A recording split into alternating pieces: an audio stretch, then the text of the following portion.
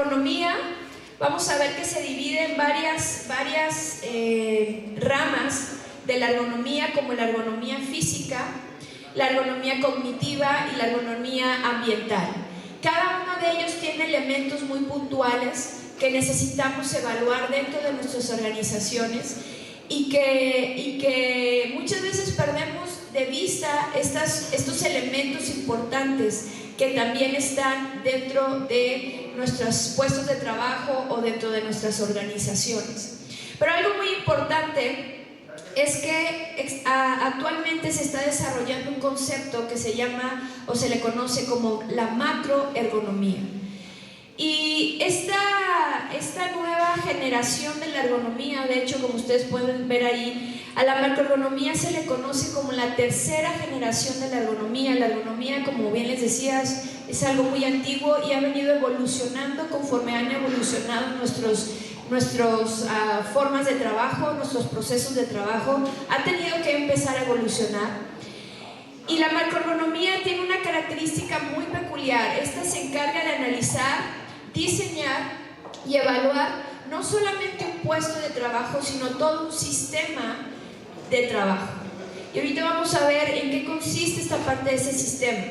Y esto es algo muy importante que necesitamos tomar en cuenta, porque muchas veces nos quedamos bastante cortos al momento de hacer muchas de nuestras evaluaciones en nuestros puestos de trabajo. Y conforme vamos avanzando en revisar el tema que quiero yo el día de compartirles, les voy a explicar por qué menciono esto. Perdón. Bueno, simplemente como una referencia, la ergonomía física la menciono porque es una de las principales que nosotros usamos al desarrollar nuestros programas dentro de nuestras organizaciones en el ámbito de la ergonomía, en el ámbito de la prevención en salud ocupacional.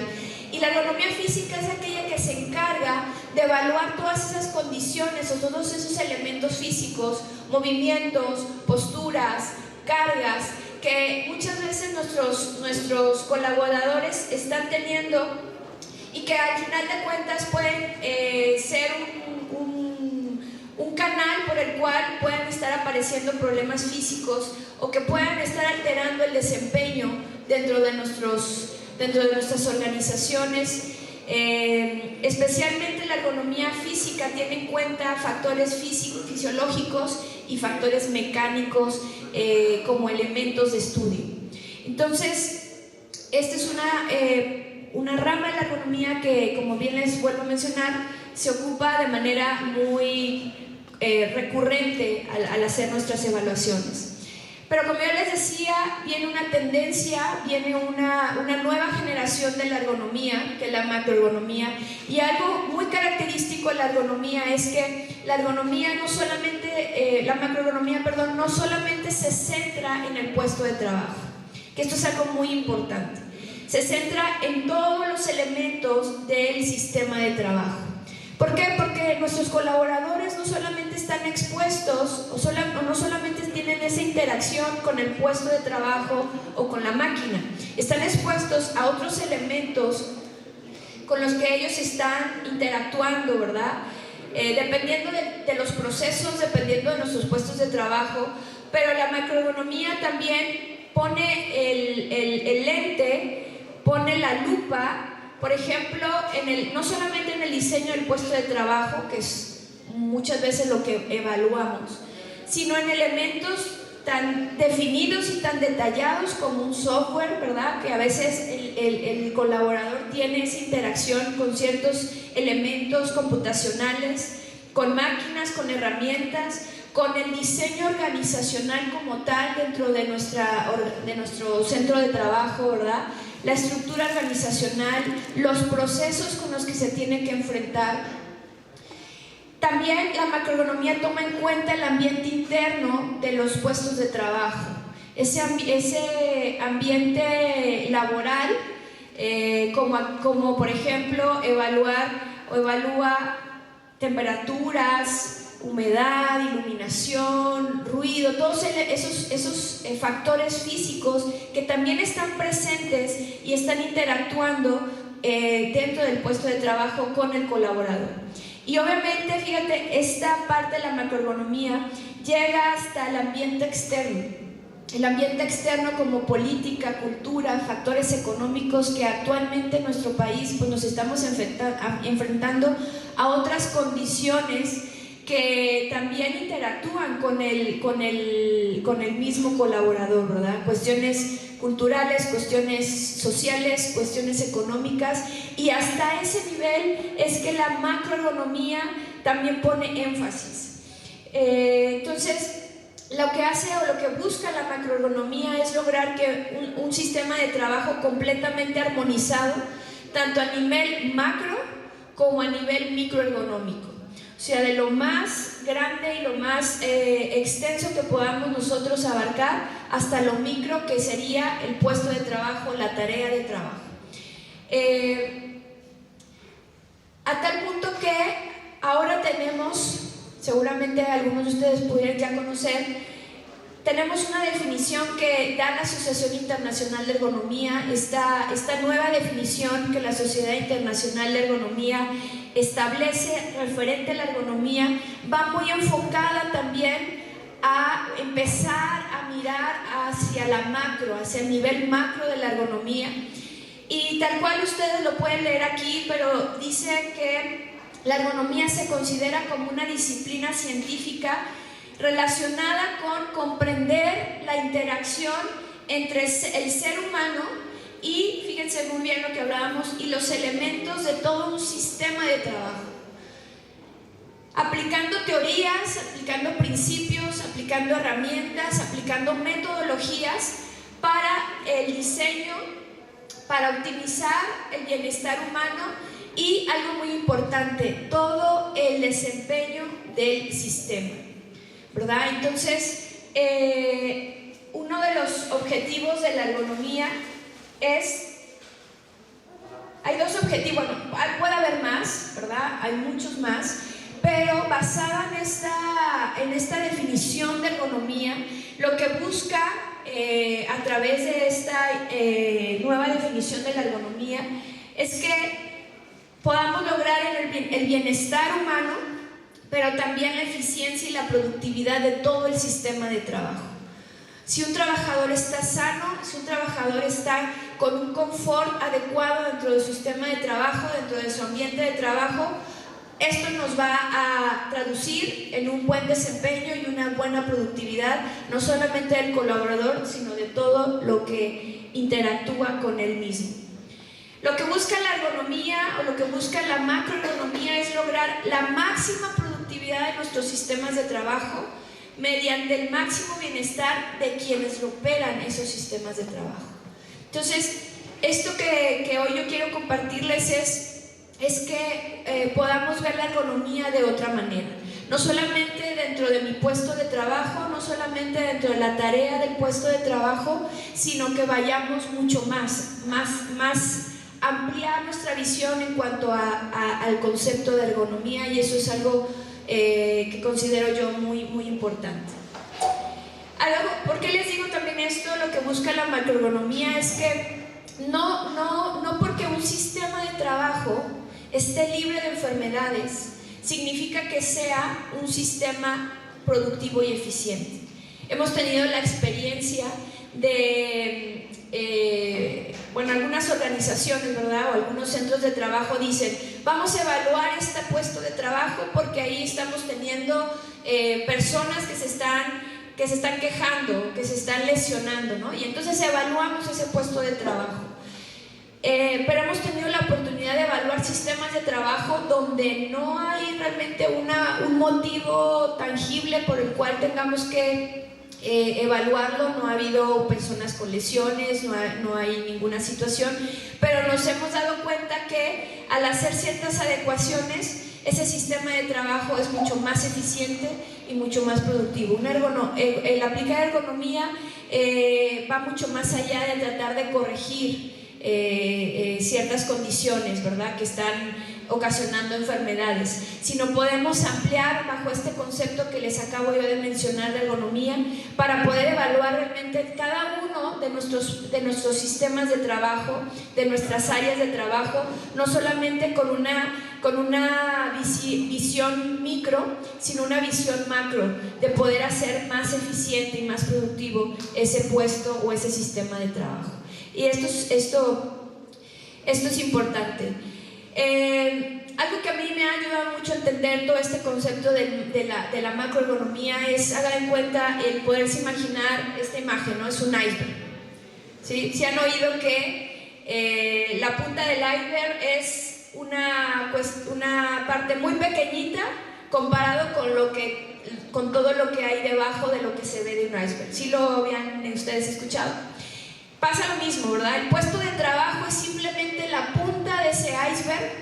Sin embargo, debajo o alrededor o interactuando en ese puesto de trabajo hay otros elementos dentro del sistema que están interactuando y que muchas veces pueden ser la causa por la cual ese puesto de trabajo o ese sistema de trabajo no está siendo tan eficiente o tan productivo, o está haciendo motivos por el cual estamos teniendo situaciones de cuestiones ya físicas en nuestros trabajadores. Entonces es básicamente el poderles transmitir cuál es la magnitud en la cual nosotros tenemos que empezar a voltear a ver a la ergonomía. Y esto nos ha dado muy buenos resultados, ¿no? Bien, entonces básicamente estos son algunos conceptos de la ergonomía que estamos actualmente enfrentando. Estamos actualmente estudiando ya una tercera generación de la ergonomía, que es la macroergonomía, que no solamente mira el puesto de trabajo, sino mira todos los elementos que están interactuando dentro de ese sistema de trabajo. Básicamente, bajo este concepto, es importante revisar las referencias normativas que tenemos en relación a la ergonomía. Y para este concepto, bueno, tenemos básicamente el Reglamento Federal de Seguridad y Salud en el Trabajo, que fue actualizado un par de años atrás, y considero en mi punto de particular de vista que fue un buen avance. Porque si ustedes se recuerdan, a aquellos que han tenido la oportunidad de revisar el Reglamento Federal de Seguridad y Salud en el Trabajo, previo a que se revisara y se actualizara, pues ustedes recordarán que había un par de párrafos, 6 párrafos que hablaban del tema de ergonomía. Y se focalizaba simplemente en decir que el patrón estaba obligado a identificar factores de riesgo de trabajo, ¿verdad? Proporcionando medidas preventivas o de protección para prevenir lesiones o daños a los inmuebles o la organización. Sin embargo, bajo esta revisión del Reglamento Federal de Seguridad y Salud en el Trabajo, se desarrolla el artículo 42, donde nos da un poquito más de pauta o más de elementos en los cuales nosotros nos podemos basar para empezar a desarrollar programas preventivos en cuanto al tema de ergonomía. Un punto importante es que muchos de esta normativa que vamos a ver, bueno, pues la gran mayoría se enfoca en la microergonomía, ¿verdad? En la parte específica de puestos de trabajo, pero bueno, pues nos da un avance y nos da una referencia de lo que podemos hacer. El artículo 42 del reglamento especifica que en relación a los factores de riesgo ergonómico dentro de los centros de trabajo, el patrón debe, número 1, nos da la pauta que debe de contar con análisis de los factores de riesgo ergonómico de los puestos de trabajo expuestos a estos factores. No nos da mucha referencia, más que nos dice tienes que tener análisis de estos factores de riesgo. Nos da otro elemento que dice que tenemos que adoptar medidas preventivas para mitigar los factores de riesgo ergonómico dentro de nuestras instalaciones, maquinaria, equipo, herramienta del centro de trabajo. ¿Qué medidas preventivas? Bueno, de acuerdo al proceso, de acuerdo al centro del puesto de trabajo, de acuerdo a varios elementos, tenemos que tener en cuenta estas medidas preventivas. También nos dice que tenemos que practicar exámenes médicos a la población que está ocupacionalmente expuesta a estos factores de riesgo ergonómico. No nos especifica cuáles, no nos especifica cómo, entonces, bueno, lo deja abierto a criterio del patrón. Nos dice que tenemos que informar a los trabajadores sobre los posibles riesgos o posibles alteraciones a la salud por la exposición a este tipo de factores. Nos dice que tenemos que capacitar a esta población ocupacionalmente expuesta sobre las prácticas de trabajo seguro, y nos dice por último que tenemos que llevar registros de todas estas acciones que nosotros estemos implementando dentro de nuestros centros de trabajo en el tema de ergonomía. Todo esto debe estar documentado. Seguramente muchas de las personas, a lo mejor tú vienes de una empresa específica, seguramente hay acciones que tú ya estás realizando, que tú ya realizas, y es simplemente dejarlo bien documentado, bien fundamentado, para que puedas tener un cumplimiento básico en cuanto a estos 6 elementos que nos marca el Reglamento Federal de Seguridad y Salud del Trabajo. Tenemos también otra normativa que muy seguramente muchos de ustedes ya han tenido la referencia, que es la norma oficial mexicana, la norma 036, que habla sobre los factores de riesgo ergonómico en el trabajo, identificación, análisis, prevención y control, en la parte 1, enfocado a manejo manual de cargas. Básicamente lo que está haciendo la autoridad de la Secretaría del Trabajo es que seguramente va a empezar a establecer normas en base a los factores de riesgo ergonómico. En mi experiencia muy particular, que he tenido la oportunidad de estudiar estos temas en algunos otros países de Latinoamérica, pues básicamente ellos ya van un paso adelante de nosotros, y lo único que hicieron ellos fue establecer las normas que ya tenemos, que ya están establecidas, por ejemplo en España, donde ya tenemos normas específicas para manejo manual de cargas, donde ya tienen normas específicas para sobrecarga postural, donde ya tienen normas específicas para movimientos repetitivos. Entonces, ahorita lo que se está buscando hacer es establecer este tipo de normativa de manera específica, que nos dé la pauta de cómo evaluar estos puestos de trabajo en base a cada uno de los factores que podemos estar teniendo dentro de nuestros puestos de trabajo. Y la parte 1, la primera norma que se va a lanzar es en el manejo manual de cargas. Básicamente lo que va a hablar esta norma, lo que habla esta norma es poder establecer los elementos para identificar, para analizar, para prevenir y controlar los factores de riesgo dentro de los centros de trabajo derivados del manejo manual de cargas, con la finalidad de prevenir alteraciones a la salud de estos trabajadores expuestos a este factor. Dice la norma que el campo de aplicación de esta normativa pues va a aplicar a todo el territorio nacional, a todos aquellos centros de trabajo donde existan trabajadores cuya actividad implique realizar manejo manual de cargas de forma cotidiana, y la norma nos marca este concepto de cotidianidad con una frecuencia de más de una vez a la semana, y aquellas cargas que tengan un peso mayor o igual a 3 kilos. De tal manera que puestos de trabajo donde tengamos esta condición de cargas con pesos iguales o mayor a 3 kilos, donde se levante de forma cotidiana, o sea, más de una vez a la semana, quiere decir que esos puestos de trabajo, esas áreas, van a tener que dar cumplimiento a esta normativa. Esta norma dice no aplican actividades de manejo manual de cargas con un peso menor a 3 kilogramos. Entonces, si tú tienes un puesto de trabajo donde levanten cajitas de 1 kilo, bueno, pues ya te libraste, ahí no se aplicaría, pero sí en aquellas bajo estas condiciones ya mencionadas. Algo interesante de esta norma, estamos haciendo simplemente una referencia porque esta norma tiene su complejidad hasta cierto punto, pero quise darles algunos elementos importantes de esta norma. Es que esta norma fue publicada el 23 de noviembre del año pasado, Y algo importante a tomar en cuenta es que esta norma entrará en vigor el 2 de enero del 2020, o sea, ya en un par de meses.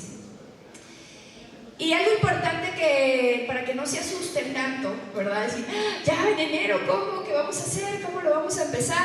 Algunos de ustedes ya hacen actividades, es simplemente ponerle documentación y ponerlo dentro de un programa específico.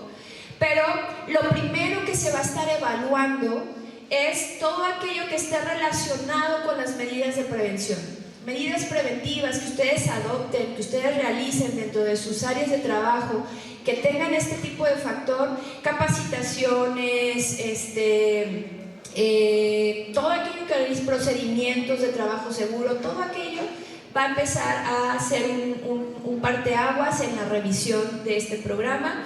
Otra cosa se va a evaluar la capacitación, la difusión de la información y el seguimiento y la vigilancia de la salud de estos trabajadores ocupacionalmente expuestos a este factor de manejo de cargas. En una segunda etapa, esto es como una primera etapa, en una segunda etapa, el cual entrará en vigor 2 años posteriores a la publicación como norma definitiva, se va a empezar a evaluar o a auditar, por decirlo de esa manera, las evaluaciones de los factores de riesgo ergonómicos. Entonces, bueno, tenemos cierto margen para empezar a hacer ciertas acciones de manera específica y concreta para dar cumplimiento a esta norma. Paso número 1 es que nosotros podamos identificar esas áreas donde tenemos este tipo de factor de manejo manual de cargas. Saber cuántas áreas tenemos con este factor de riesgo o con este elemento de manejo manual de cargas y qué vamos a hacer con cada uno de esa población, cómo la vamos a capacitar, cómo vamos a difundir la información, cómo le vamos a dar una vigilancia a la salud. Entonces, y en una segunda etapa, todos aquellos análisis del factor de riesgo ergonómico que ahorita también vamos a tocar de manera muy general una información.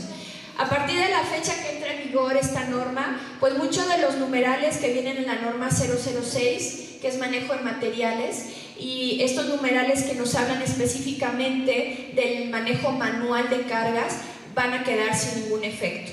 Entonces, pues todo eso se va a complementar dentro de la norma ya desarrollada del manejo manual de cargas.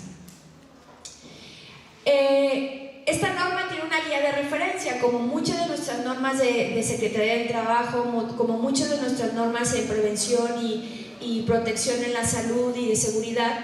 Esta norma viene muy orientada a la parte de prevención. Como yo les decía hace la diapositiva anterior, pues una de las primeras etapas que se puede empezar a auditar va a ser todo este tema preventivo. ¿Qué estamos haciendo dentro de nuestras organizaciones en esta parte preventiva?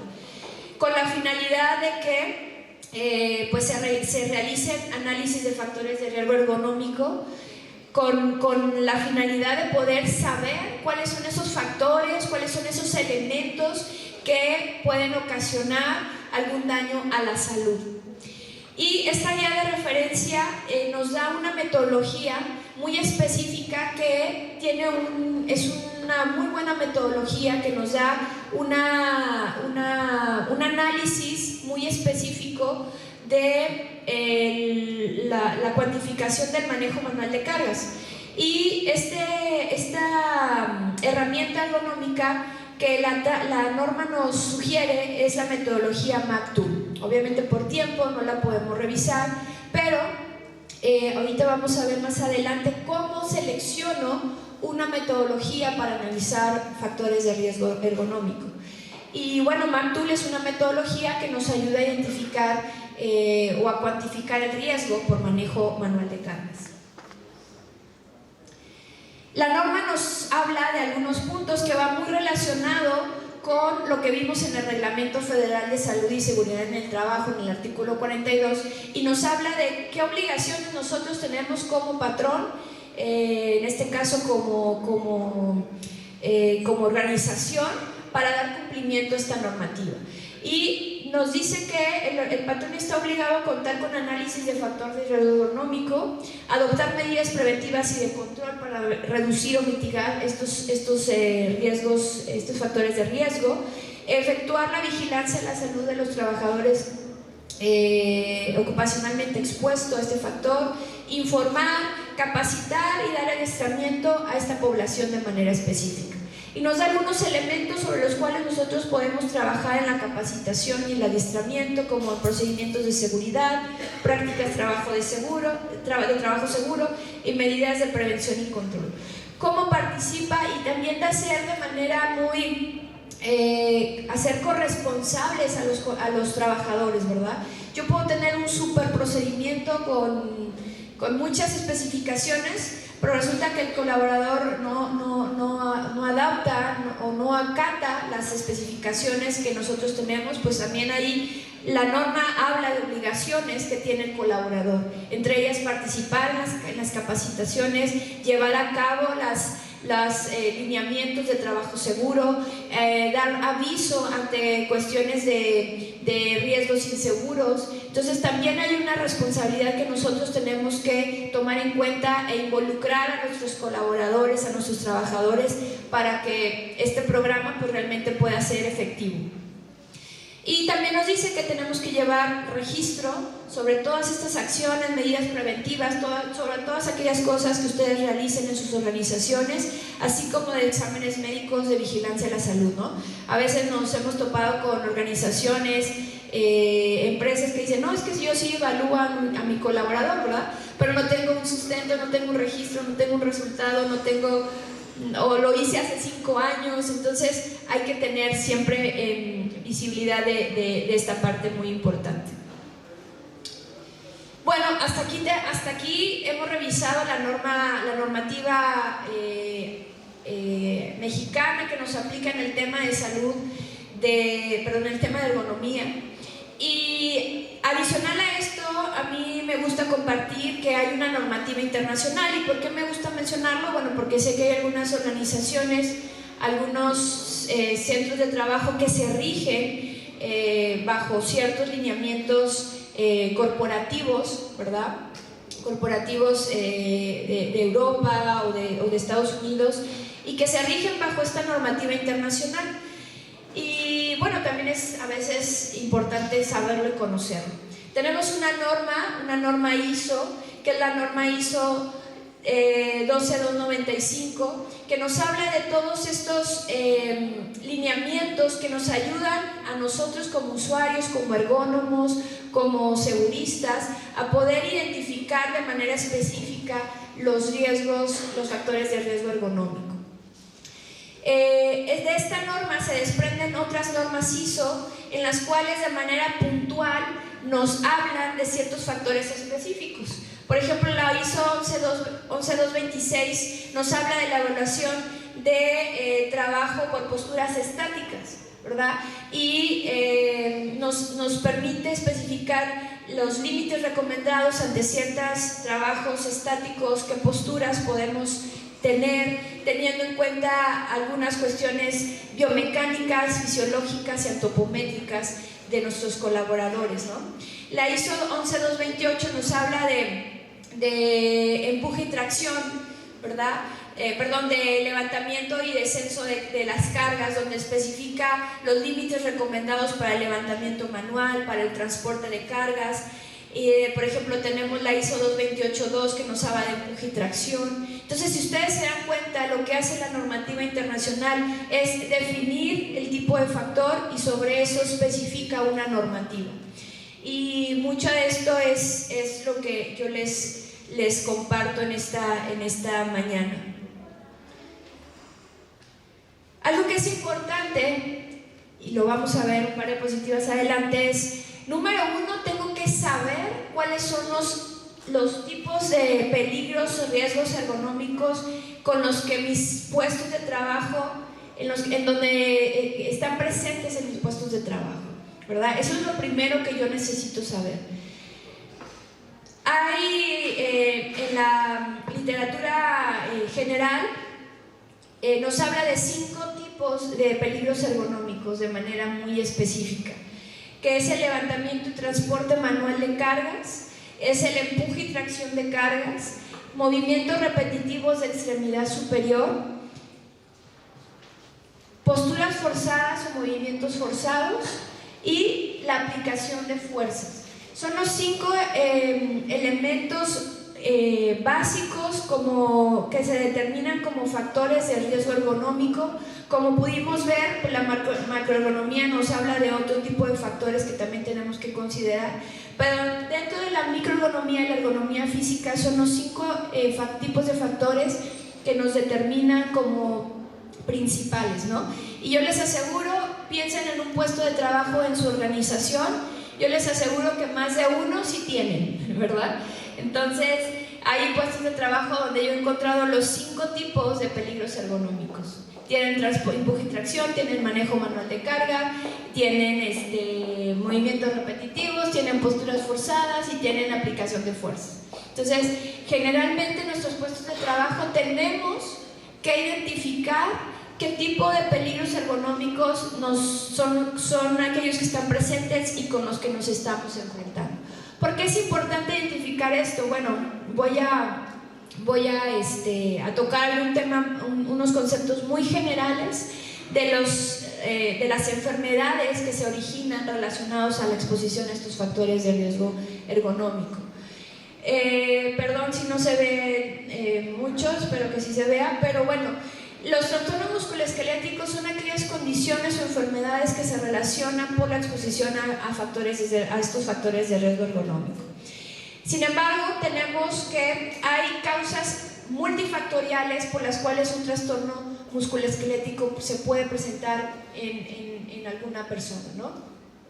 Me ha tocado casos y experiencias donde vienen conmigo y me dicen, oye, doctora, pero ¿cómo puede ser posible que esta persona ya se lesionó si tiene menos de un año en la organización, ¿verdad? Esto como que no es posible. Bueno, recordar y tener muy claro y tener muy en cuenta que los trastornos musculoesqueléticos no solamente se derivan de la exposición a estos factores mecánicos o físicos presentes en nuestros procesos o nuestros puestos de trabajo, sino hay otras causas muy específicas que vienen a interrelacionar con estos factores biomecánicos y físicos.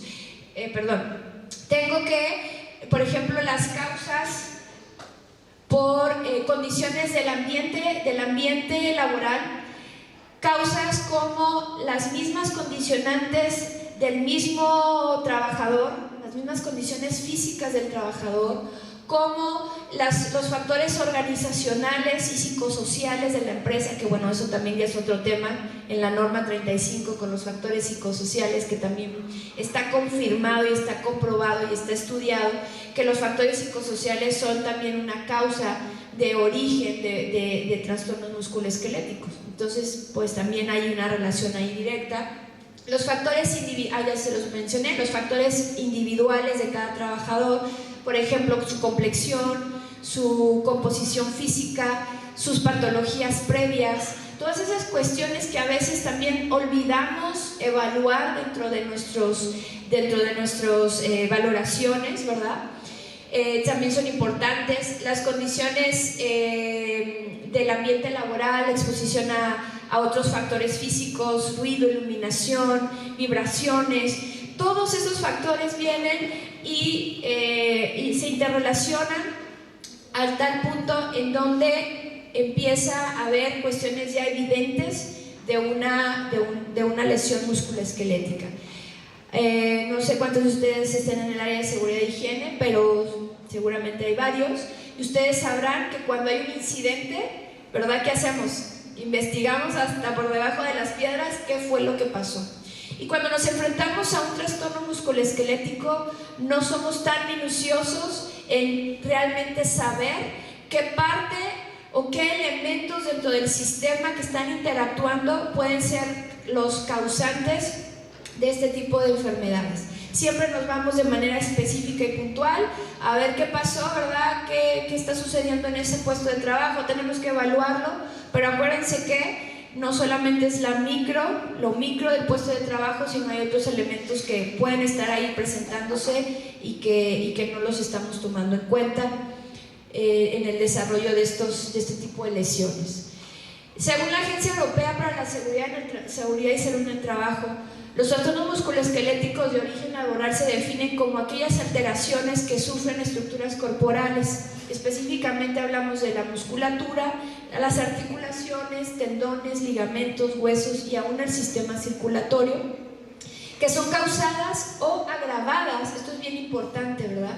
Porque, bueno, no sé cuántas personas hay aquí del área de servicio médico, espero que sí existan, pero muchas veces pasamos por alto ciertos antecedentes o ciertas condiciones que ya venían presentándose en nuestros colaboradores y que a veces no los tomamos en cuenta, pero al momento de ser expuestos a un factor ergonómico como los que ya revisamos, pues pueden ser agravadas por el trabajo y los efectos del entorno en el que éste se desarrolla, ¿verdad? O sea, vuelve a llevarnos a el entorno no solamente del puesto de trabajo, sino lo que está alrededor también. ¿Qué pasa cuando existe una lesión musculoesquelética? Bueno, lo que pasa es que la demanda física llega a tal punto que la demanda física que requiere el hacer cierta actividad llega a tal punto que excede la capacidad biomecánica de esa persona, de esa estructura que se está utilizando, conduciendo a la aparición de una lesión musculoesquelética.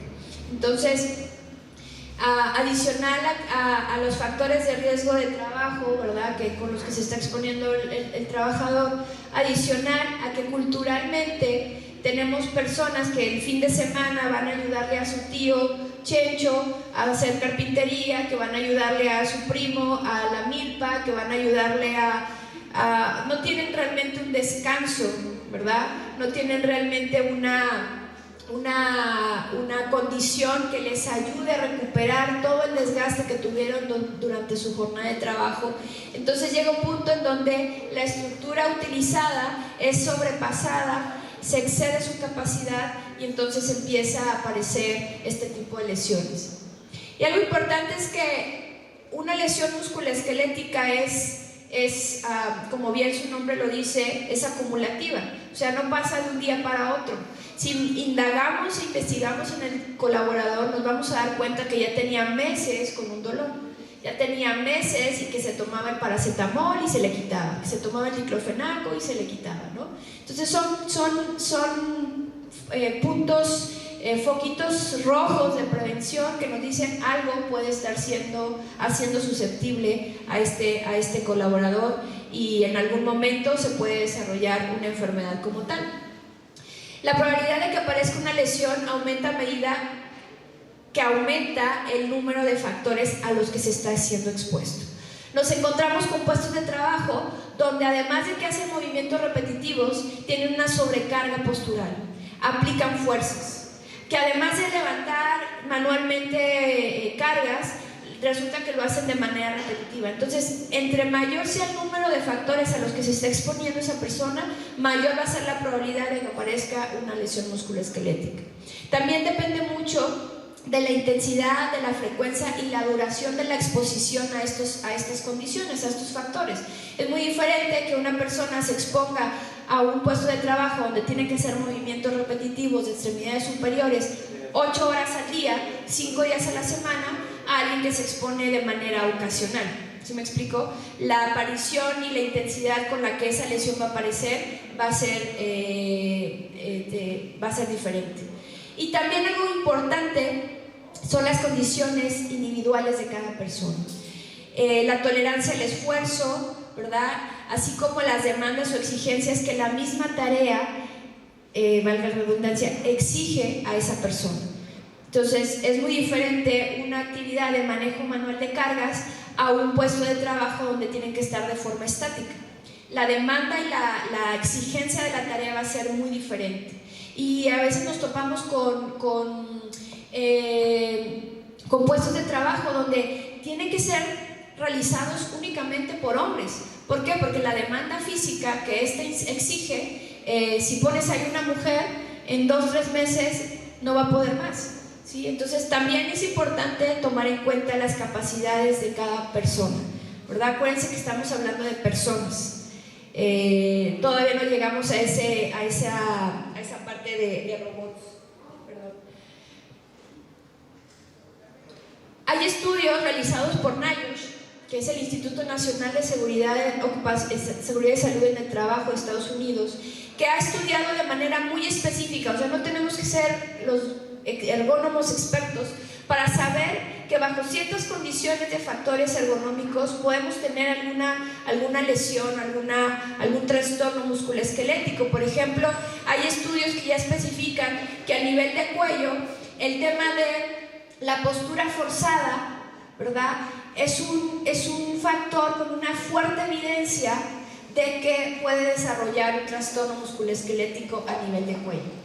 A nivel de hombro hay evidencias que el movimiento repetitivo que incluya toda la articulación a nivel de hombro y también la sobrecarga postural, por ejemplo, trabajar por arriba del nivel de hombro, trabajar por atrás de la línea media del cuerpo, esas son posturas forzadas, entonces nos van a generar este tipo de lesiones. No las voy a decir una por una, pero ahí están referenciadas. A nivel de codo, por ejemplo, hay una fuerte evidencia que la combinación de factores, por ejemplo, aplicación de fuerza más repetición o aplicación de fuerza más una postura forzada, nos puede originar de manera muy específica alteraciones a nivel de este segmento anatómico.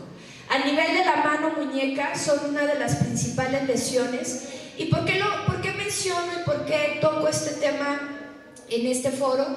Porque las lesiones musculoesqueléticas, los trastornos musculoesqueléticos están siendo ya la principal causa de incapacidad y de incapacidades o de días perdidos de nuestros trabajadores.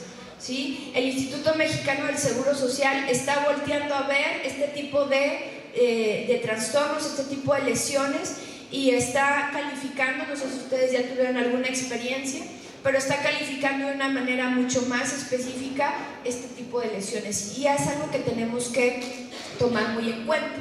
A nivel del sistema mano-muñeca, tenemos también que hay una fuerte evidencia que la combinación de factores es una de las principales causas de aparición de lesiones a nivel del sistema mano-muñeca, y entre ellas las principales es síndrome de túnel del carpo, es tendinitis y también lo conocido como quistes sinoviales. Son una de las principales o las tres principales causas de lesiones musculoesqueléticas que podemos ver en el sistema mano-muñeca. A nivel de columna vertebral, pues ustedes saben, la lumbalgia es la causa número 1 de días perdidos por enfermedades de trabajo. La lumbalgia, y a través del estudio NIOSH nos dice que hay una fuerte evidencia de que si se presenta manejo manual de cargas es una condicionante para que se presente este tipo de enfermedades. Y el otro factor que está muy estudiado que puede originar alteraciones a nivel de columna vertebral es las vibraciones que involucren todo el cuerpo. Ahora, algo que importante, ¿verdad? ¿Cuánto cuesta el que un trabajador pueda llegar a presentar una lesión musculoesquelética por exposición a riesgos ergonómicos? Esto es importante porque muchas veces en nuestras organizaciones, pues fríamente lo que a la organización le importa es producir, ¿verdad que sí? Es generar el recurso, generar recursos. Pero a veces nos vemos en la disyuntiva de decir, es que ¿cómo puedo hacer que me aprueben un programa de ergonomía? ¿Cómo puedo hacer para que me aprueben el poder hacer ciertas evaluaciones a ciertos puestos de trabajo o a mis puestos de trabajo? Y el poderlo traducir en costos, pues esto es muy valioso para un director, para un gerente, en cual yo puedo presentar esta información y poder transmitir que realmente, ahorita lo vamos a ver, la ergonomía correctiva es mucho más cara, mucho más costosa que una ergonomía preventiva o una ergonomía anticipativa o de diseño. Entonces, este es un ejemplo. Seguramente los ingenieros, los seguristas que están aquí tendrán otro tipo de análisis, ¿verdad? Pero siempre si tú tienes un análisis de costo-beneficio, eso va a ser muy valioso para que realmente podamos ver la trascendencia de hacerlo o de no hacerlo. Este es un ejemplo muy específico de simplemente una prima de riesgo, ¿verdad? ¿Cuántos saben qué es la prima de riesgo? Ahí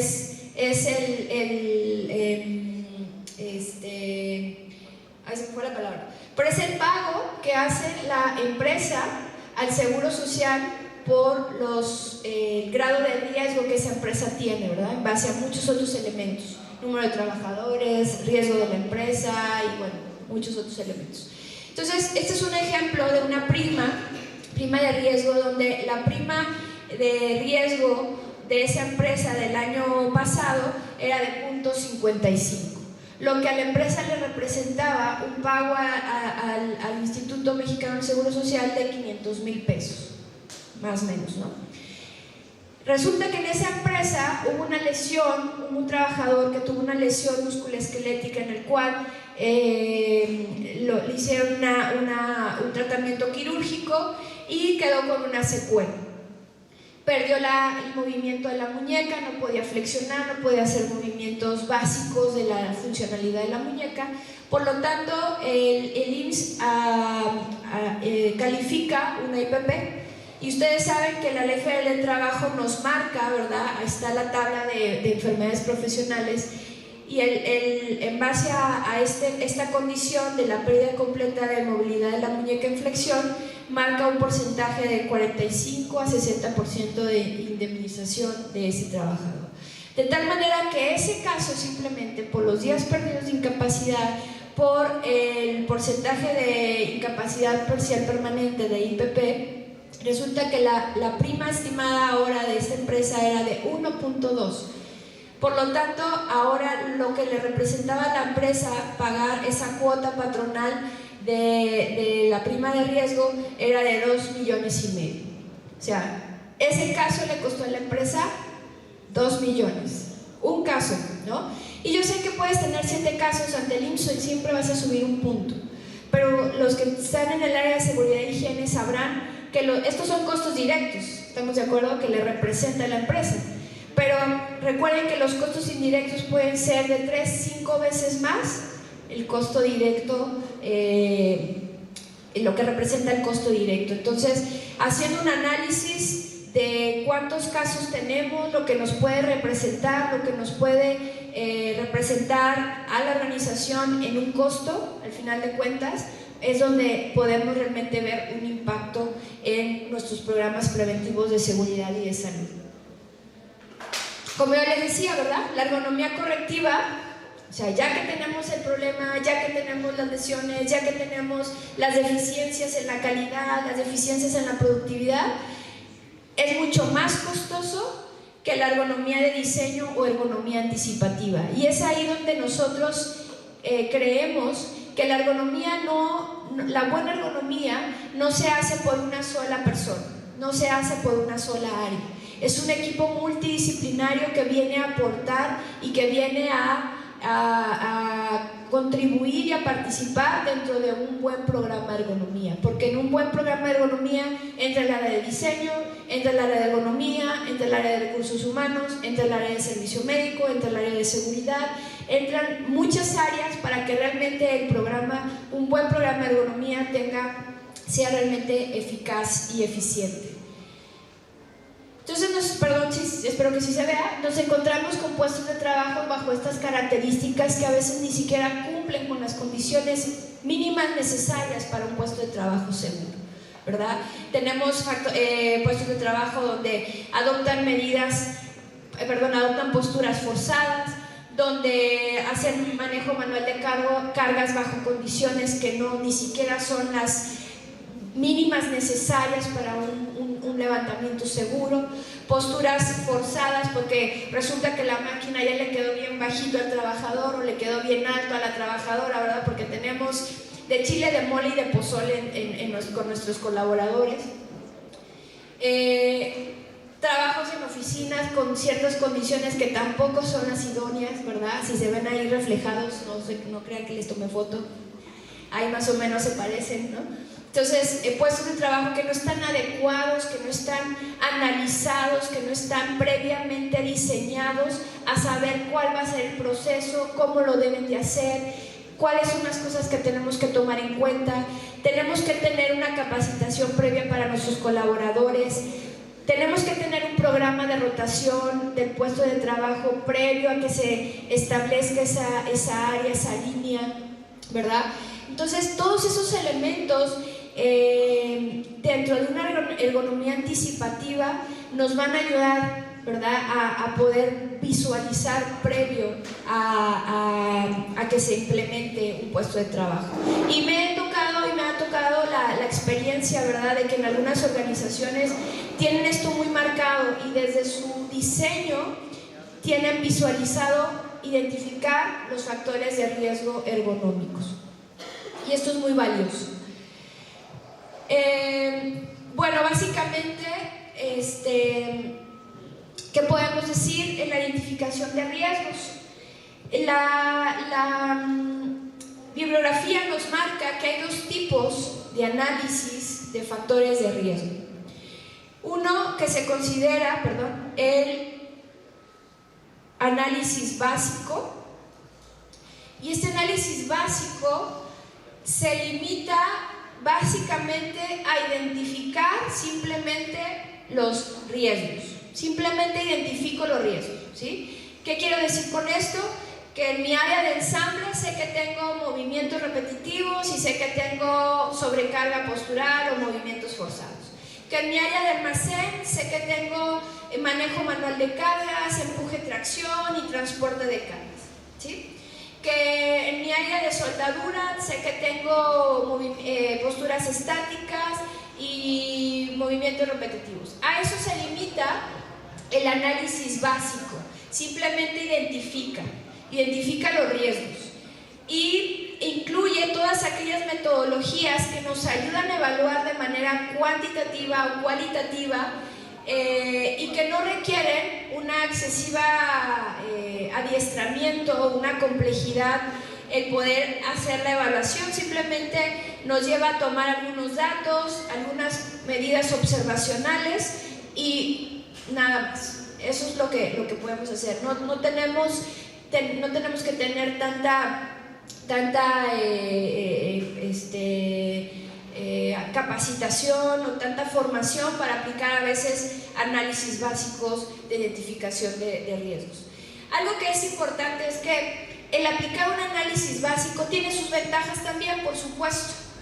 Y uno de ellos es que podemos hacer una identificación inicial de los factores de riesgo del puesto y en ese momento se pueden encontrar soluciones eficaces. Hay factores o hay elementos que desde simplemente observarlos sabemos cómo podemos corregirlos. No tenemos que hacer un análisis tan profundo para saber que tengo que a lo mejor ponerle una tarima que pueda elevarse para un trabajador que tiene que estar agachando constantemente a tomar una caja desde el piso, ¿no? Para eso no tenemos que hacer una evaluación tan profunda. Simplemente desde la observación sabemos que hay que hacer algo.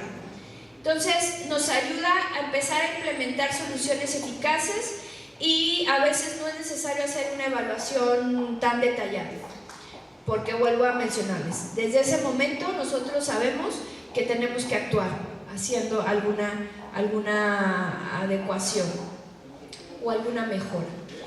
Estos son algunos ejemplos. Ustedes pueden encontrar un sinnúmero de metodologías para el análisis básico de los factores de riesgo ergonómico, pero estas son algunas metodologías que están avaladas y están comprobadas que tienen un buen resultado. Está el Manual para la Evaluación y Prevención de Riesgos Ergonómicos y Psicosociales, que está elaborado por el Instituto Nacional de Seguridad e Higiene del Trabajo de España. Y este manual, que realmente es muy largo, viene como 10 hojas, pero porque abarca todo, abarca desde las condiciones físicas, ambientales, psicosociales, organizacionales, o sea, nos da un panorama un poco más macro del sistema de trabajo. Y involucra estos factores psicosociales que, bueno, ahorita con esta norma 035 pues tenemos que empezar a visualizar, ¿no? Está también la lista de comprobación ergonómica, que es una lista un poquito más corta, que viene originada de este manual y que también nos da buenos elementos y buenas pues sí, elementos para poder evaluar de manera general. También evalúa ciertas condicionantes, no solamente los factores biomecánicos, los factores de riesgo, ergonómico, sino otro tipo de factores de riesgo también nos da ahí la pauta para poderlos evaluar o identificar más bien. Y tenemos las fichas para identificación de peligros ergonómicos, desarrollada por la ISO TR 12295, que ustedes bien recuerdan, es una de la normativa internacional de donde se desprenden otras normas. Entonces, la comparativa con estas otras anteriores es que estas fichas únicamente identifican los factores de riesgo ergonómicos. Movimientos repetitivos, manejo manual de carga, empuje y tracción, sobrecarga postural y aplicación de fuerzas. O sea, se enfoca y se especifica en únicamente los peligros ergonómicos. Entonces, si no quiero hacer una identificación tan exhaustiva, pues esta es una buena opción y es una buena metodología. Entonces, son algunos elementos, algunas herramientas que nos ayudan como listas de verificación o checklist para realizar un análisis ergonómico de manera inicial o de manera básica. Tenemos que el análisis básico, ¿verdad?, nos ayuda a identificar los riesgos, y esta es una metodología que nos da la norma ISO 12295, donde nos dice que yo identifico la presencia de este peligro, de ese riesgo ergonómico, ¿existe o no existe? ¿Sí? Por ejemplo, ¿tengo las características de un factor de riesgo de manejo manual de cargas? ¿Sí o no? ¿Tengo las características de un elemento de posturas forzadas? ¿Sí o no? Y lo identifico. Si es que sí, entonces tengo que evaluar si ese riesgo es aceptable o es un riesgo que ya está considerado bajo ciertas características en un riesgo alto, en un nivel alto de riesgo.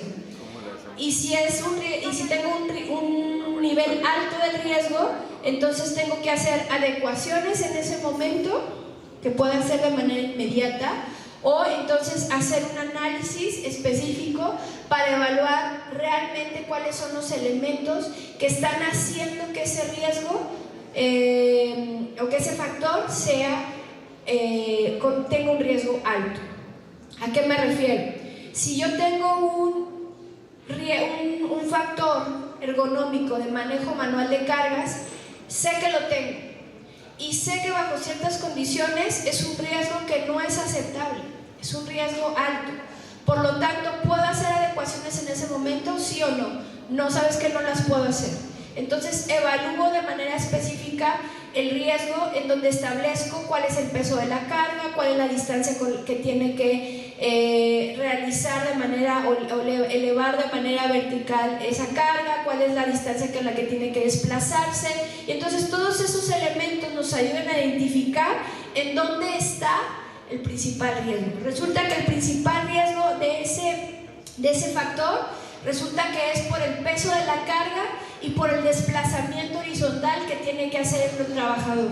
Entonces ya de manera muy puntual y de manera muy específica puedo hacer adecuaciones para que ese nivel de esos elementos sean mitigados. Esa es la importancia que ahorita lo vamos a revisar. El otro tipo de identificación de riesgos es la identificación mediante estudios más avanzados, más específicos y más analizados.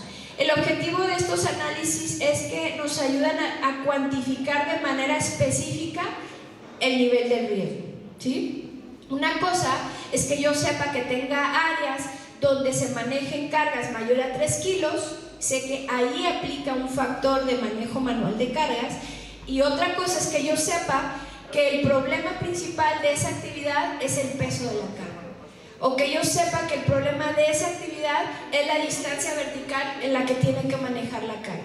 Entonces, esa es la importancia de evaluar de manera específica y avanzada los tipos de riesgo. Sobre todo esta evaluación cuantitativa tiene que estar muy visualizada, sobre todo en aquellos puestos de trabajo donde tengan trabajadores especialmente sensibles o susceptibles a un factor. Por ejemplo, áreas donde manejan manualmente cargas, que ese es otro factor que debo de evaluar de manera muy puntual. Aquellas tareas que sean repetitivas perdón, me regreso un poquito, trabajadores altamente sensibles, donde a lo mejor tengo que tener mujeres embarazadas, donde a lo mejor tengo que tener trabajadores con ciertas condiciones especiales. Hay empresas que son incluyentes, ¿verdad? Y tienen personas con capacidades diferentes y a veces no tenemos ni la más mínima idea de cuáles son las condiciones ergonómicas con las que se van a enfrentar. Cuidamos otro tipo de factores, pero a veces esa parte se nos olvida, se nos va y no lo analizamos. Entonces, trabajos donde se realiza el manejo de manual de cargas, donde las tareas sean repetitivas o donde haya condiciones o situaciones muy específicas, necesitamos evaluar de manera específica el puesto de trabajo, ¿sí? Hay puestos de trabajo donde a lo mejor lo tienen que hacer en el exterior. Me ha tocado empresas donde el almacenista tiene que estar haciendo ciertos trabajos en el exterior de la planta, de la nave del puesto, ¿no? Entonces, hay que saber con qué se está enfrentando ese trabajador, ¿no? O que tienen que tener altas temperaturas porque resulta que ahí hay un horno que desprende calor de manera importante, ¿no? Entonces, hay que evaluar de manera específica y de manera muy puntual. No solamente es identificar el riesgo, sino realmente analizarlo. Algo que es importante, ¿no? Tú puedes decir, bueno, ¿y entonces cómo selecciono? Pues las metodologías para hacer los análisis del riesgo de trabajo, de los factores de riesgo ergonómico. La selección del método que vamos a tomar en cuenta para evaluar los factores de riesgo ergonómico va a depender de los riesgos que nosotros encontremos dentro de nuestros puestos de trabajo y que puedan ser los más influyentes en que se pueda incrementar la probabilidad de que se desarrolle un trastorno musculoesquelético. Pongo un ejemplo muy puntual. Vamos a pensar que en el área de ensamble yo identifiqué que tengo movimientos repetitivos, que tengo posturas forzadas y que tengo manejo manual de cargas. Y de estas tres, por eso, hago un paréntesis, por eso también es importante tener el análisis básico, porque ese análisis me va a ayudar a priorizar cuál es el factor más importante que se está presentando dentro de ese puesto de trabajo. Entonces tú dices, bueno, puedo aplicar 3 análisis ergonómicos al mismo tiempo, ¿no? Porque me implica tiempo, porque me implica a lo mejor costo, etc. Entonces priorizas en base al factor de riesgo más influyente que puede ocasionar alguna lesión musculoesquelética, con la probabilidad con la probabilidad de que desarrolle alguna lesión musculoesquelética. Entonces yo voy a evaluar en base al tipo de factor de riesgo ergonómico. Los métodos de evaluación ergonómica se centran en analizar un determinado factor de riesgo. Ahorita lo vamos a ver en la siguiente diapositiva. Algo que es importante es que de los métodos ergonómicos que actualmente manejamos, no existe ninguno que evalúe de forma conjunta todos los factores de riesgo ergonómicos de estas tareas o de sus condiciones de trabajo. Debe evaluarse por separado y con distintas metodologías. No sé si sea una buena noticia para ti o sea una mala noticia, ¿verdad? Pero no hay ningún método que nos evalúe de forma global todos los factores de riesgo ergonómico. Ojalá hubiera uno, pero no hay. Por lo tanto, tenemos que evaluar por separado distintas metodologías. Algo que es importante es que si yo tengo un factor por manejo manual de cargas, no me sirve evaluar con una metodología que me va a evaluar posturas forzadas. No es lo ideal. Tenemos que conocer las metodologías de forma específica. Entonces, ustedes van a encontrar de esta lista, ustedes van a encontrar otras tantas herramientas y metodologías. Aquí lo que yo quiero transmitirles es que la importancia de evaluar correctamente estos factores de riesgo económico es trascendental, porque de eso va a depender tus acciones, de eso va a depender las medidas que van a adoptar dentro del puesto de trabajo para corregir, para mitigar estos riesgos. Entonces nos encontramos que, por ejemplo, para evaluar carga postural, movimientos forzados, posturas forzadas, la literatura habla que podemos evaluar mediante el método OWASP, mediante el método RULA o mediante el método REVA. Son tres herramientas bastante certeras en cuanto a la cuantificación del riesgo por este factor de carga postural, ¿sí? Entonces, si yo quiero evaluar quiero establecer RULA para evaluar movimientos repetitivos, no voy a tener realmente el resultado que necesito para hacer las medidas específicas, ¿sí? Y es un error que a veces podemos llegar a cometer, ¿verdad? Me he topado con organizaciones, con empresas que tienen una herramienta general, ¿no? ¿Te puede servir? Sí nos puede servir, pero nos puede servir como un diagnóstico básico, como una evaluación básica para hacer un diagnóstico inicial, mas no nos sirve para hacer una evaluación puntual y específica. Para la evaluación de movimientos repetitivos podemos aplicar el JSI, que es el Job Strength Index, podemos aplicar el método OCRA, que es uno de los más evaluados, y de hecho la norma 1112, la ISO 11295 nos habla que es la mejor metodología para evaluar movimientos repetitivos, o podemos aplicar el Susan Rogers, dependiendo de la capacitación que tú tengas en cada una de estas herramientas. Para la evaluación de manejo manual de cargas podemos aplicar la metodología NIOSH, por ejemplo, las tablas de Snow y Hielo o la guía técnica para la evaluación de cargas.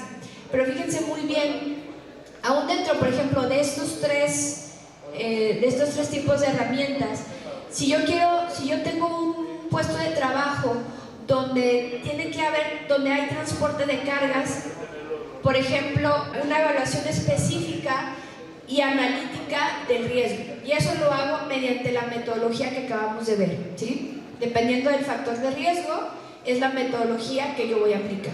Entonces, por eso es importante, y por eso yo les comentaba, el riesgo se evalúa, cada factor se evalúa de forma separada e independiente. Entonces, y eso lo podemos determinar priorizando mediante el diagnóstico de identificación de los riesgos que se pueden hacer mediante un análisis básico. ¿Cómo puedo gestionar, verdad, como en este ciclo de mejora continua, Bueno, la metodología nos habla que una vez que yo hago la identificación inicial de los riesgos, mi siguiente paso idealmente es que si yo no pude hacer una adecuación desde este inicio, entonces mi siguiente paso es hacer una estimación cuantitativa del riesgo. En base al riesgo, vuelvo a reiterar, perdón que sea tan reiterativa, pero es que me he encontrado con algunos centros de trabajo donde tienen RULA para todo, ¿no? Aplicaron RULA para todos los elementos de los factores de riesgo. Entonces, pues no nos va a dar mucha información, o la información no va a ser tan específica. Entonces, analizo de forma cuantitativa el riesgo en base a el factor que tengo en ese puesto de trabajo, factor o factores. Una vez que yo hago la estimación cuantitativa, me da la oportunidad de priorizar para poder hacer intervenciones, ¿sí? O sea, tú dices, ¿sabes qué? Evalué 10 puestos de trabajo, pero resulta que el que está con un riesgo importante y muy alto es tal área. Por lo tanto, ahí tenemos que hacer las intervenciones de forma urgente, porque hay una alta probabilidad que la gente que está trabajando bajo estas condiciones desarrolle una lesión musculoesquelética. ¿En cuánto tiempo? No lo sabemos, porque acuérdense que hay causas multifactoriales, entre ellas las condiciones individuales de cada persona. Entonces, esto me permite priorizar, me permite intervenir. ¿Para qué? Para controlar el riesgo. Doy un seguimiento del riesgo. ¿Cómo doy el seguimiento del riesgo? Es una vez que yo hago alguna intervención, puede ser de ingeniería, puede ser administrativa, lo ideal es que yo vuelva a hacer una evaluación del riesgo. ¿Para qué? Para validar realmente si esa intervención que nosotros hicimos en ese puesto de trabajo logramos mitigar el riesgo de manera importante o de manera eficiente, ¿no? El que realmente ese recurso que invertimos haya sido realmente de tal magnitud que el riesgo se pueda controlar lo más que se pueda. Entonces, una vez que yo doy seguimiento al riesgo, o sea que vuelvo a aplicar la evaluación ergonómica, entonces puedo iniciar nuevamente mi ciclo de mejora continua, ¿no? Mi ciclo de gestión, de gestionar estos factores de riesgo ergonómico. ¿Cuándo tengo que estar pues haciendo este círculo? De hecho, la norma 036 nos marca que las evaluaciones se deben de hacer cada vez que exista algún cambio en nuestros procesos, algún cambio en nuestro layout, algún cambio en nuestro material del producto, algún cambio en nuestra maquinaria. Cualquier cambio que se presente, tendríamos que hacer nuevamente este círculo de mejora continua. Identifico el riesgo, lo evalúo, si hay necesidad de hacer alguna intervención la hago, le doy seguimiento al riesgo y entonces puedo hacer este sistema para gestionar estos riesgos. Muy bien. Y bueno, al final, el poder conocer, este es otro de los objetivos que tenemos, ¿verdad? Que teníamos dentro de estas horas que vamos a compartir, es qué elementos debemos de considerar dentro de un programa de ergonomía. Bueno, uno de ellos es que por lo menos deberemos de tener un diagnóstico situacional de identificación de nuestros riesgos ergonómicos. Ya lo expliqué, esto lo podemos hacer mediante nuestra evaluación básica, ¿verdad? No tenemos que ser los grandes expertos para hacer una evaluación inicial, para hacer una evaluación básica, pero esta primera parte es el parteaguas para que ustedes puedan decidir qué otros elementos debe de llevar su programa de ergonomía, o qué recursos necesitan, o qué intervención de otras áreas ustedes necesitan. Ese es el primer paso. Una vez que yo tengo mi diagnóstico con la identificación de riesgos ergonómicos, otro elemento que debe tener mi programa de ergonomía son las evaluaciones cuantitativas de los factores de riesgo ergonómico, ¿verdad? Lo ideal es tener el análisis de riesgo, los análisis cuantitativos específicos del riesgo ergonómico, porque eso me va a dar la pauta para poder establecer qué tipo de intervenciones vamos a estar realizando ante esos puestos de trabajo. El otro elemento que debemos de tener son las evaluaciones médicas al personal ocupacionalmente expuesto. Por ejemplo, estamos muy bien identificados, por ejemplo, que si tenemos ruido, ¿verdad? En base a nuestros niveles de ruido, idealmente, ¿qué es lo que tendríamos que hacerle a nuestros trabajadores para evaluarlos médicamente? Una audiometría, ¿verdad? ¿Estamos de acuerdo? Pero a veces, ¿cómo evaluamos a aquellas personas que tienen están expuestos a un factor por movimientos repetitivos y a veces no tenemos ni idea, ¿no? Pues ahí como que respire, camine, ya que pase, ¿verdad? Que trabaje. Bueno, hay algunos elementos, ¿verdad? Por ejemplo, está el cuestionario nórdico, por eso les decía, si hay alguien aquí de servicio médico, pues creo que es una buena herramienta. El cuestionario nórdico es un cuestionario que nos ayuda a identificar datos de fatiga musculoesquelética en trabajadores expuestos no puede ser a cualquier persona, pero sobre todo aquellos expuestos a factores ergonómicos. Y obviamente evaluaciones ya muy puntuales a la población ocupacionalmente expuesta, ¿verdad? Por ejemplo, hay algunas herramientas clínicas para identificar de manera inicial trastornos musculoesqueléticos. Por ejemplo, radiografías, ¿verdad? De columna a las personas, número uno, que van a ingresar a ciertas áreas que van a tener, que sabemos nosotros que hay elementos importantes de factores de riesgo, ¿verdad? Y aquellas personas que ya están con nosotros, que ya laboran con nosotros y que necesitamos evaluar pues de manera periódica su estado de salud.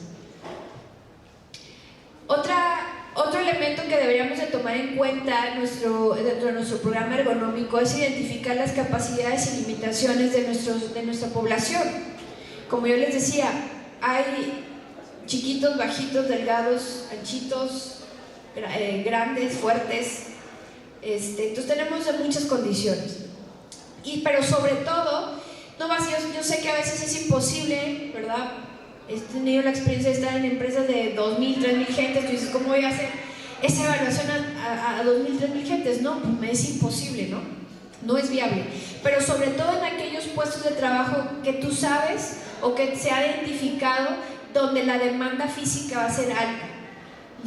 Entonces, por ejemplo, ¿qué tipo de pruebas podemos hacer para evaluar las capacidades y limitaciones? De entrada, las mediciones antropométricas, que son aquellas mediciones que nos ayudan a evaluar las dimensiones del cuerpo humano.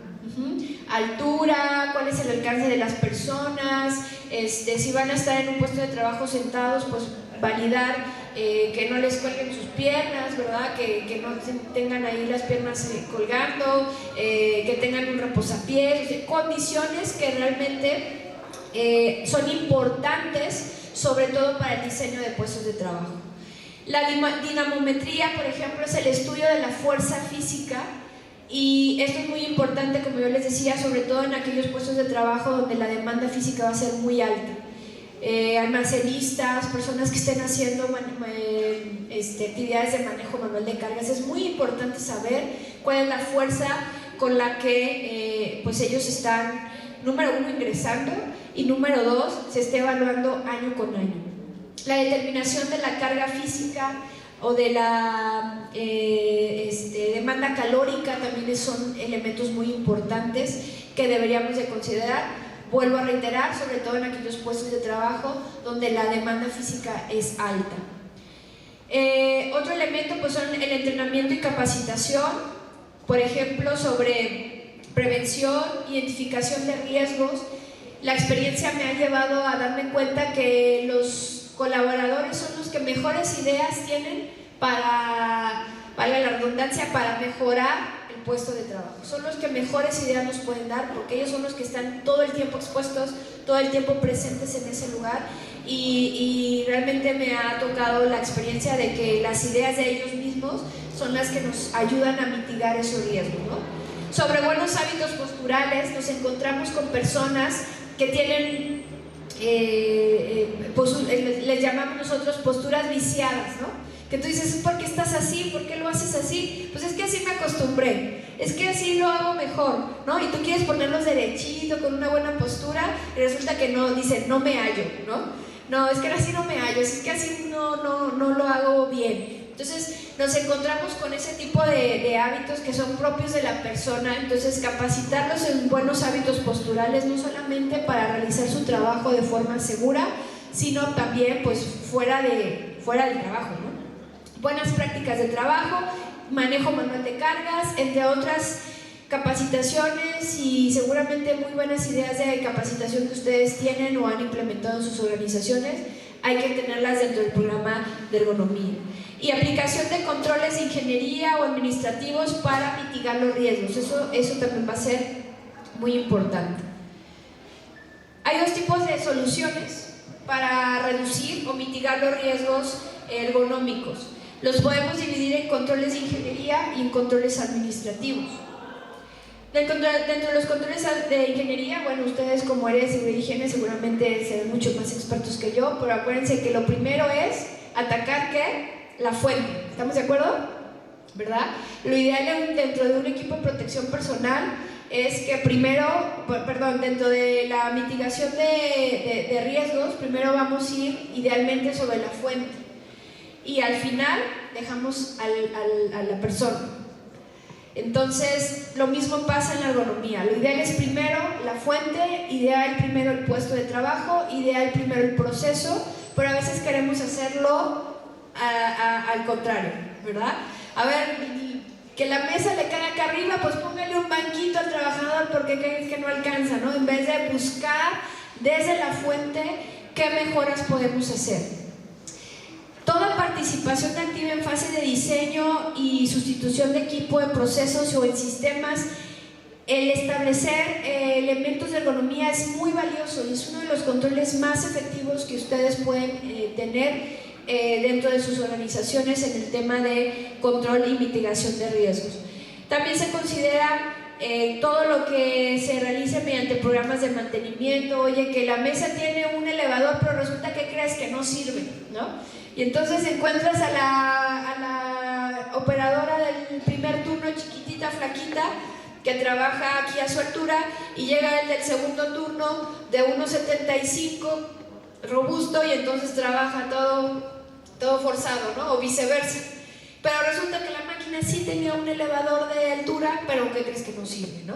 Entonces, el poder establecer estas prioridades también dentro de esta área de mantenimiento es muy importante cuando lo enfocamos en este sentido de mejoras del puesto de trabajo. Dentro de los controles administrativos, pues tenemos, yo sé que eso, cuando yo menciono esto, algunos se me quedan viendo así como de, ¿qué estás? Pero sí, muy mal, ¿no? Entonces, jornadas de trabajo, ¿verdad? Limitar jornadas de trabajo, nos encontramos con puestos de trabajo, organizaciones que trabajan 12 horas, de lunes a domingo. Entonces, esto en la norma penaliza muchísimo, y ahora con los factores de riesgo psicosociales, pues también va a ser un tema, ¿no? Rotación de puestos de trabajo dentro de la misma área, establecer un programa de rotación. ¿Con qué objetivo? Con el objetivo de que el estrés con el que se está enfrentando, o el factor con el que se está enfrentando el colaborador, no sea el mismo al que se va a exponer cuando cambiemos a otro tipo de tarea. Porque me ha tocado puestos de trabajo o áreas donde rota aquí, luego acá, y luego acá, y luego acá, y resulta que hacen los mismos movimientos. Entonces realmente rotación no nos funciona como realmente buscamos que sea un programa de rotación. Un buen programa de rotación hace que el trabajador pueda trabajar distintos sistemas musculares y distintos sistemas articulares en cada uno de sus puestos de trabajo, con el objetivo de que pues descanse y repose y no esté haciendo los mismos movimientos todo el tiempo. El programa de calistenia y pausas activas, les dije que es uno de los controles administrativos bastante eficientes, siempre y cuando sepamos cómo hacerlo.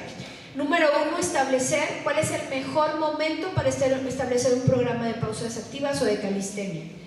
De entrada, la calistenia es un mecanismo de ejercicios o un grupo de ejercicios que nos van a ayudar a iniciar o a calentar ciertos grupos musculares. El tema de la calistenia, sobre todo en aquellos puestos de trabajo que van a realizar manejo manual de cargas, ¿no? Es una actividad física demandante, por lo tanto las personas que van a hacer esa actividad deben de llegar con cierta preparación muscular para empezar a hacer la actividad.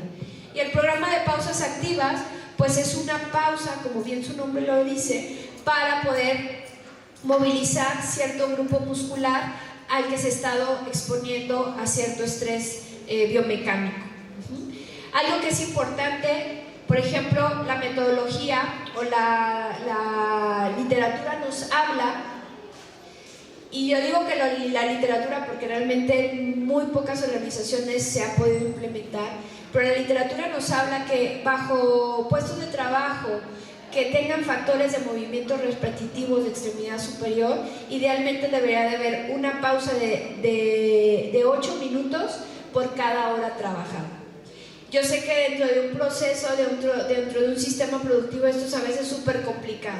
Tú me dices, esto no es posible, esto no es viable, pero entonces es importante establecer en qué momento se va a establecer la pausa. Me he topado con empresas que su pausa activa está después de su horario de comida. Casi salen a comer, regresan y hacen su pausa activa. Eso no nos funciona. ¿Por qué? Porque la pausa activa es establecer un tiempo donde la persona se va a detener de exponerse ante ese factor de movimientos repetitivos. Y ellos ya vienen de una pausa donde no hicieron movimientos repetitivos, ¿están de acuerdo? Vienen de una pausa de comer. O hay empresas que lo ponen después de un break. Tampoco nos funciona, ese tiempo que vas a invertir no va a tener ningún objetivo. Entonces, después de 2 horas y media, 3 horas de trabajo continuo, buscar una pausa de 8 minutos para establecer ejercicios de manera específica en base al factor o al sistema muscular que está siendo estresado bajo estos factores biomecánicos. Desarrollar programa de multihabilidades o multitareas, que esto nos va a permitir pues tener rotación de puestos de trabajo, ¿verdad? Porque resulta que hay puestos de trabajo muy especializados que solamente lo pueden hacer personas muy especializadas y que son las que más se lesionan, porque resulta que ya llevan 8 años en esa actividad, llevan 5 años haciendo la misma actividad y nadie más puede estar ahí porque es súper especializado. Entonces, el establecer programas de multihabilidades, multitareas, nos permite tener esta opción de rotación de puestos de trabajo. El entrenamiento y la capacitación es uno de los controles de tipo administrativo que se consideran. Checklist de controles de seguimiento a controles de riesgos, ¿verdad? Y dentro de ergonomía, pues el equipo de protección personal no es considerado como una solución para reducir riesgos por factores de riesgo ergonómico. ¿Qué me refiero? Fajas lumbares, muñequeras, no se consideran realmente un factor preventivo, se consideran pues ya como dentro de otra etapa de control ante ya cuestiones muy específicas de lesiones musculoesqueléticas. Muy bien, pues básicamente esa es la información que yo hoy quería compartirles, quería compartir con ustedes, el poder revisar, compartir con ustedes esta información. Yo de verdad espero que haya sido de utilidad para ustedes, que hayan aprendido algo nuevo, ¿verdad? Y yo quedo a sus órdenes, ese es mi correo electrónico, cualquier duda, comentario, bueno, de entrada ahorita si alguien tiene alguna duda, creo que tenemos todavía tiempecito para algunas dudas, algún comentario que ustedes tengan, va a ser muy enriquecedor, ¿verdad? O alguna duda en la que les pueda ayudar en base a lo que vimos del tema. No sé si alguien tenga alguna pregunta. Sí. ¿Será posible que pueda compartir las diapositivas? Lo reviso con el comité organizador y con mucho gusto, supongo que al inicio dejaron algún registro, ¿no? De su correo electrónico y demás, lo revisamos, sí, con mucho gusto. ¿Alguien más? ¿No existe una base de datos en donde se pueda consultar cómo los programas ergonómicos mejoran el rendimiento productivo? Es como para tener herramientas para la implementación. ¿Base de datos? Base de datos como tal no conozco. Hay estudios científicos que sí te llevan a mediante análisis y mediante casos ya específicos, cómo se han implementado y cómo han mejorado el rendimiento productivo. De entrada, por ejemplo, hay algunos estudios científicos que nos dicen que los trabajos repetitivos son los más improductivos, porque empiezan con una curva ascendente o una línea ascendente muy productivo, llegan a su base, a su meseta y después empiezan a bajar por la fatiga que generan los movimientos repetitivos. No tengo el dato específico, pero si me mandas un correo puedo compartirte la bibliografía que yo tengo y te puedo ayudar, pero base de datos como tal no la conozco.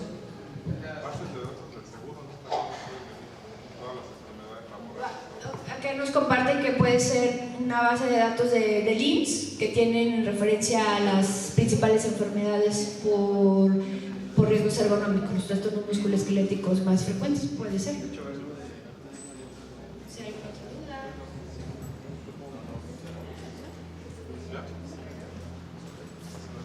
Bueno, pues muchas gracias por su atención.